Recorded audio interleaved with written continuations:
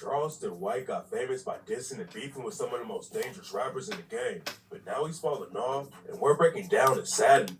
Oh, I don't know, I be switching up the intros, but he talking about Charleston White falling off. Charleston White not falling off. I ain't gonna lie. Oh, do your homework on Charleston White. Talking about Charleston White falling off. Oh, bro. Violent story. What you talking about in this video, Charleston man? White Hip Hop made headlines Daily, man. on rappers and talking about how everyone in the gang should be locked up or killed. But a lot of people don't even know that Charleston was wrapped up in the murder case when he was a kid. Charleston White came up with... I ain't gonna lie. I'm pretty sure everybody know this story by now. If you follow Charleston White, you know this story. I ain't gonna lie. But we about to see what's going on. Y'all like, comment, subscribe. Fort Worth, Texas, and had a good life at home. His dad wasn't around, but Charleston's mom took good care of Charleston and his brother. Ain't no doubt. They always had new clothes, shout out food, Dukes, man. and anything else they needed. That didn't stop Charleston and his brother from jumping into the trenches. When Charleston was 8 years old and his older brother was 10, Charleston's older brother told him that he was going to kill someone when he grew up. And my brother was 10, and we was upstairs watching television. And he looked at me and he said, when I grow up, I'm going to kill somebody. Charleston said his older brother was always an angry kid. Oh, man, time my brother say something like that. I'm like, hey, bro, you good? I might do go tell my mother, though. Oh, man, time. He talking about his probably mother. all started because his dad wasn't around. And just a few years after Charleston's brother said he was going to kill someone, what he said came true. It's not clear exactly what went down, but when Charleston's brother was 17, he killed somebody and got hit with a 99-year sentence. But what's crazy is that Charleston was already locked up on a murder case when his older brother killed someone. Even though everything at home was good, Charleston wanted to be like all of his homies who lived in the projects. So when he was 12 years old, Charleston ran away from home and got active in the streets. A lot of kids started out selling weed or something small like that, but by the time Charleston was 14, he had already gone to juvie for shooting at a bunch of people in the restaurant. According to Charleston, I was out on a year of probation for shooting at some white people at a pizza inn for calling me a nigger. Nobody got hit, but Charleston also picked up an attempted murder charge after he stole a whip and tried to run some dudes over with it. Charleston was still just a kid, and the judge let him out on probation for the attempted... See, I ain't know about all these charges. See, we learning something new about Charleston White right now. I ain't know about all this. Teach me something. But then 2 weeks later, Charleston and his homies killed an innocent dude. Charleston and his friends had a plan to rob some jackets from the Foot Locker store at the local mall. All of them wanted a new drip to wear in the club, and Charleston joined in, even though his mom would have bought him a jacket if he asked her to. Charleston and his homies went inside Foot Locker and acted like they were trying on some hats and jackets. Then they all took off running to the parking lot where they were wearing the stolen clothes. So we went in there, tried on hats, tried on jackets, and ran out. A dude named Michael Levy was in the parking lot working on his car when he spotted Charleston and his homies robbed the Foot Locker. When Charleston and his crew got in their own whip and tried to take off, Michael Levy jumped on their car and started smashing the windshield. Charleston had a gun on him, and he passed it to one of his homies and told him to use it. Charleston's homies shot Michael Levy, then they all drove off laughing while Michael Levy bled to death in the parking lot. Everyone in the whip got booked on a murder charge.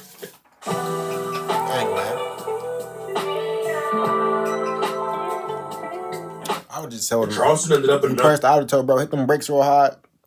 Get him up off this car. We gone. Ain't no need for all that. See, look, man. See. I'm doing too much. The juvenile lockup. Usually on a murder case like that, you go to a real prison after you turn 18. And Charleston made the situation even worse for him while he was in juvie. Instead of keeping his head down and staying out of trouble, Charleston joined the Crips while he was in juvie and was getting into all kinds of drama. Charleston told DJ Vlad that he was a gang leader in juvie and was kicking off riots on the inside. I had spent 9 months in segregated lockdown in the GRU program. I was a gang leader. I was kicking off riots. It looked like Charleston was going to spend the rest of his life behind bars. But then some people in the system stepped up and changed everything for him. Charleston said he spent his whole life hating white people and resenting black men. But that's exactly who helped him out. There were 2 white women and 2 black men who met Charleston while he was in juvie. And all 4 of them risked their own jobs to help Charleston out. Juvie to real prison, but the 4 of them told the judge that Charleston had potential to change. So instead of getting sent to prison, the judge gave Charleston a huge break and sent him back to juvie instead. Charleston spent 3 more years locked up, then he finally came home when he was 21 years old. Charleston spent 7 years in juvie. 7 years juvie from 14 as a kid, though. From 14 to 21 as a kid in juvie. Ooh, I couldn't imagine. You coming out that junk, dang, all your kid years gone. You know what I'm saying, bro? Like, dang, bro. You know what I'm saying? Y'all YN? You know what I'm saying? People say I'm still considered YN. Nah, I ain't on that. But say, y'all, say y'all 14, 16, 15, you know what I'm saying? Y'all be safe out there, man. Movie and Y'all had be some of the best smart. Y'all need counselors some you whoopings. get, That's but what that it still is. didn't keep him from falling back into the trenches when the judge set him free. Everyone around Charleston was hustling in the streets, so he started doing the same thing. Sometimes Charleston hung out with weed dealers, so he would sell weed too. Then he was kicking it with dudes who pushed crack, and Charleston did the same thing. Charleston robbed houses and started pimping too. Then Charleston almost lost his freedom again when he got caught smuggling weed. He caught another huge break though, because the case ended in a mistrial, and Charleston only had to do 5 years on probation. Almost getting locked up made Charleston realize he needed to switch up how he was moving. Plus, he had his first kid around the same time and wanted his son to have a better life than he did. Charleston started his own community outreach program and went to college to study criminal justice. He was doing good work and keeping kids out of the streets. But then Charleston realized he could reach way more people on social media. But instead of talking about positivity, Charleston decided to beef with some of the craziest dudes in the rap game to make headlines. And that's when everything started getting serious. Charleston wanted to keep other kids from getting caught up in the violence like he did. But then Charleston started fighting rappers and threatening to shoot people. Nah, when he made Soulja Boy, it's probably the funniest one right there. I ain't gonna lie. When he made Soulja Boy, if y'all ain't seen that, go look at that. Say, I might put a link in the description to that. Charleston beefed with a lot of rappers on social media, but his drama with Soulja Boy didn't stay on the internet. I ain't never, this is my first time watching this video. This is my first time reacting to this video. I ain't never seen this video. Bruh, I just called it on the point. Bruh. Come on, man. Soulja Boy isn't from the streets, but he wanted everyone to think he was hard, so he started repping the Fruittown Power Rules. Charleston White started clowning Soulja Boy and said that he's never had any ops. I want to remind Soulja Boy, you ain't got no motherfucking ops, nigga. Damn. And watch him you. Remember you was on your tiptoes, nigga. Remember you was a tiptoeing nigga ass nigga. Yeah, nigga, you ain't got no motherfucking ops, nigga. Nothing about you was street. Soulja Boy's lied about getting in the shootouts before, and nobody thought he was actually going to do anything to Charleston. But then a few weeks later, Soulja Boy and his goons ran into Charleston in Miami and tried to press him. Soulja Boy had like 10 dudes with him. The situation was looking bad for Charleston. But then Charleston pulled out his mace and sprayed all of them. Soulja Boy and his homies got back in their van and left after they got hit with the mace. And Charleston White hopped on IG Live to clown him over the situation. Nobody's really scared of Soulja Boy, but Charleston also had to pull out the mace when he got pressed by some goons for dissing Nipsey Hussle. Charleston White was in Arizona because he was supposed to fight in the Influencer Championship Boxing League, but before the fight went down, Charleston had been dissing Nipsey Hussle. He got a prosthetic eye. I'm gonna keep pausing, man. If I'm pausing too much, let me know in the comment section. But other than that, say he got a prosthetic eye. What if somebody punch him so hard his eye fall out? The fight got to be over, though, right? It's over though, right? Almost got jumped. Nipsey had love all over the rap game before he was tragically killed. But Charleston said Nip didn't deserve any respect because he was repping the Rolling 60s before he died. Some goons who were fans of Nipsey Hussle spotted Charleston while he was in Arizona and started pressing him about what he said. Charleston was outnumbered again, and the situation could have gone left for him. But then he pulled out his pepper spray and maced the whole crew. After it went down, Charleston hopped on social media and claimed that the goons were part of Sauce Walker's TSF crew. The TSF niggas, the titty, sissy, fat, just got their ass maced too, nigga. I'm going mace crazy. Charleston said that Sauce Walker was with them too, but then Sauce Walker jumped in to clear up the situation. According to Sauce Walker, the dudes Charleston maced were his homies, but they weren't his TSF crew. Sauce Walker said he wasn't. I don't care. I just seen a post on Instagram say Sauce Walker got a bag off his homie passing away. Do y'all homework on why would he say that? Like, why would you say that? Like, bro, whoa. There when the situation went down. I did that? Damn. Wow, Dan. Oh, YouTube. How'd you get your tires so shiny? Don't back up. It's black magic. Bro, you got me? Charleston White. Oh, bro, where's we at, bro?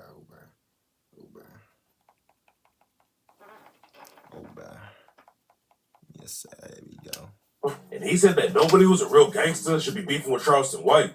Sauce Walker said Charleston was like a mix between Batman and the Joker and said that anyone who beefs with him is a peon. According to Sauce Walker, the dudes who pressed Charleston didn't even know Nipsey Hussle, and he said they got what they deserved when Charleston maced them. That wasn't the only drama Charleston had in Arizona, though. He had a face-off with the dude he's supposed to box, and then Charleston maced him in front of everybody, and the fight ended up getting canceled. Some people think that what happened before the boxing match was actually staged. But this next video proves that some people really want to put hands on Charleston White. Charleston had a comedy show in Texas and started dissing someone in the crowd. It's not clear what sparked the issue, but Charleston started yelling at a dude in the crowd and threw a plant at his head. Charleston wasn't ready for what happened next, though, because the dude jumped on stage with all of his homies and chased Charleston out of the building. After it went down, Charleston tried clowning the dudes on social media. Say, y'all, Charleston White still undefeated again. The internet cannot, they were trying to record and get clout. Charleston White still undefeated again. He riding home with the backhand money without a mark or a blemish on it. But everyone knew that Charleston got ran out of the building. The first time most people heard about Charleston White was after he started dissing King Von and saying he was glad that Von died. King Von was known for allegedly pulling the trigger on a lot of people in Chicago, but he had love all over the rap game, and everyone was shocked when Charleston started dissing him. King Von was already dead and couldn't defend his own name, so his homie 600 Breezy hopped into the situation. Breezy came up in Chicago repping the Black Disciples, and the situation almost got dangerous for Charleston White. Charleston got hired to attend a movie premiere in Mississippi. Charleston flew out and got picked up at the airport by the dudes who hired him, and they brought him to a crib in the middle of the hood. What Charleston White didn't know is that 600 Breezy was actually in the movie, and he was at the crib when Charleston showed up. Breezy was standing outside when Charleston got there, but Breezy didn't even know what Charleston was yet. Charleston went inside the crib, and that's when one of Breezy's homies started telling Breezy about all the crazy stuff Charleston had been saying about King Von. And after Breezy saw some videos of Charleston dissing Von, he went inside and pressed him about it. Breezy said he didn't want to throw hands because there was a bunch of OGs in the room. And it's a good thing he didn't swing, because Charleston loves calling the cops on rappers. Rappers don't rock with snitches, but Charleston White tries to get people locked up all the time. And he told 600 Breezy that he would roll into Chicago with the whole sheriff's department behind him. When you see me outside of this setting, I'm just letting you know, man, that it's... Imagine you arguing with some dude and he talking about, what? I got the whole police sheriff department, what? I called him. Wait, we gotta get up out of here, bro. Oh, bro, come on, bro. You told me you got the whole department behind him, bro. We gotta escape, bro. It's gonna be a problem. Can't stay right too long, brother. Beyond this is gonna be a problem. So he get the man, I'll come to Chicago, book me. I mean, we gonna book you then. And watch how I show up with the whole sheriff's department. He's dangerous, bro. And he's dangerous for the fact that he'll throw a rock at you and then call the police on you. Charleston White doesn't care about gang politics and try to get 600 Breezy's op locked up too. King Yella's a gangster disciple from Chicago who has beef with BDs like 600 Breezy. And Yella got mad when Charleston started talking about his dead homie, FBG Duck. Charleston and King Yella started taking shots back and forth at each other. Then Charleston got the cops involved in the situation.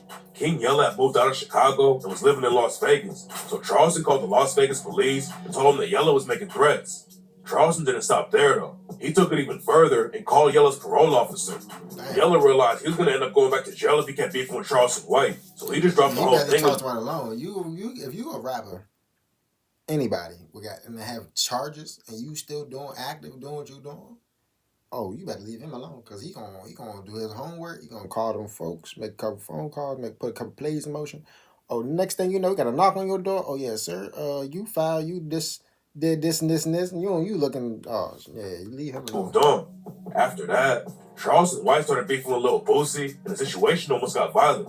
Boosie had dissed Kanye West for wearing a White Lives Matter t-shirt. So Charleston hopped in and said that Boosie and other rappers like him had done way more damage to the culture than Kanye. The gangster disciples in Chicago were started by a dude named Larry Hoover. At the same time Kanye wore the White Lives Matter shirt, he was trying to get Larry Hoover out of prison. And Charleston White called Boosie out and said all the gangster rappers weren't doing anything like Kanye was. Put your shirt on. Not long after that, Charleston started dissing Boosie's son, Tootie Raw. Tootie Raw was tied with T.I.'s son, King. So Charleston started dissing King, too. Hey, bro. Hey. T.I. came up in the streets, but his son King has been around money ever since he was born. King tries to act like he's from the hood, though. And T.I.'s son King told Charleston he was going to put hands on him when they saw each other. Charleston White, you was a bitch, boy. Motherfucker went praying who did what, man. We was about to whoop your ass when you come back down here from Texas. I ain't gonna lie, buddy. I don't know, buddy. Of course I don't know, buddy. But they say, buddy, chill, buddy. Yeah, say, goofball, chill, goofball. Charleston got T.I. involved and dissed him for how he raised his son. Yeah, that nigga T.I. son say, nigga, I'll whoop your whole ass. Now, T.I., you raising these kind of little yellow motherfuckers. You got a yellow motherfucker, look how your son look, talking about he'll jump on a 50-something-year-old nigga. And during the same video, Charleston made it clear he was ready to kill T.I.'s son if he needed to. King said he wanted to play. You can't take somebody, look at him, bro. You can't take him serious, bro. Like, even if he was on something for real, still, look at him. You can't take him serious. But you got to show him. Even if he did do something, we going to fold him up. We going to pack him up. We going to roll him up, get him out of here. Look at him. Just look at him. What he about to say? hands on Charleston, but Charleston said he was going to shoot King in the throat if he pressed him. If your boy jump on me, y'all are buried that other motherfucker. I shoot him right in his goddamn throat. T.I. clapped back, then he got the track off. Hey, you gotta go back on that one, bro. If your boy jump on me, y'all are buried that other motherfucker. I shoot him right in his goddamn throat. T.I. clapped back, then he got the track called Step and rapped. First your master got you, then the whites in Charleston bought you. To the point you think folk on IG care about you. And what a day. My son responds to what a fuck nigga say. I end up on the internet going back and forth with a J. User never was. Suck a dick to get a dub, nigga. T.I., Boosie, and their kids wanted to do something to Charleston, but nothing ever happened. Charleston called T.I. a snitch, and T.I. dropped the beat. And Boosie said he wasn't going to speak on the situation because he would end up going to prison. I ain't really got no opinion on him because, you know, my opinion can send me to prison. Boosie was smart enough to leave it alone, but his son Tootie Raw kept the beef going and ended up in jail. According to Charleston White, Tootie Raw was sending threats at him, so Charleston called the cops and said that Tootie Raw was running around carrying guns. And just a few weeks later, the cops booked Tootie Raw on gun and drug charges. And rumors say it all started because Charleston called him. Charleston turned himself into the most hated dude in the rap game, and that's why so people love and hate Charleston. They hate him because, like, you know, y'all know, I gotta explain. Like, bro, me personally, I'm cool with. I'm like, I don't know him, but I'm cool with him. I'm fond of him, me personally, because I understand. You gotta see past the BS. You know what I'm saying? But let's finish the video, man. many people are happy he's falling off. Charleston loved getting the police involved with his beefs, and now he's getting clowned because he ends up getting arrested too. After Charleston blew up on social media, he started doing comedy shows and even acted in a movie called Wrong Address. It looked like Charleston might actually have a real career off social media, but then he started getting into more illegal drama.